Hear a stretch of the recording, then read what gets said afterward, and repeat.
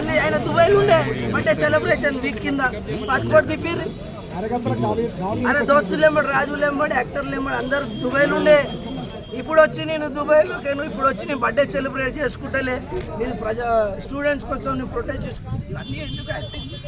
First 27 మంది కుటుంబాలకు క్షమాపణ చెప్పి సారీ నాకు తప్పు అయిపోయింది, పేపర్ లీక్ నేనే చేసిన, నేనే దొంగని మళ్ళీ అని చెప్పుకుంటే కూర్చోమని మేమే సమర్థిస్తాం.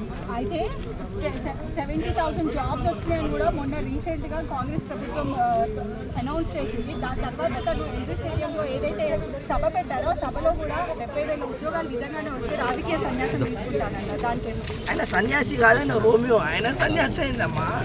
70,000 అది షో చేస్తాం. రేపు వెళ్ళి మా రేవంత్ అన్న చెప్తా అన్న 70,000 మందిని ఎల్బీ స్టేడియంలో అందరినీ పరేడ్ చేయించి వాళ్ళతోనే మెసేజ్ ఇప్పిస్తాం. 70,000 పోస్టులకు ఎగ్జామ్ పెట్టినాం. ఏ రోజన్నా పేపర్ లీక్ అయినాం? వాళ్ళకి నేర్బీ లీక్ కాలే. ఈ ధర్మేంద్ర ప్రధాన్ చేత పోతే మా రేవంత్ అన్నకి ఏమన్నా ఎడ్యుకేషన్ మినిస్టర్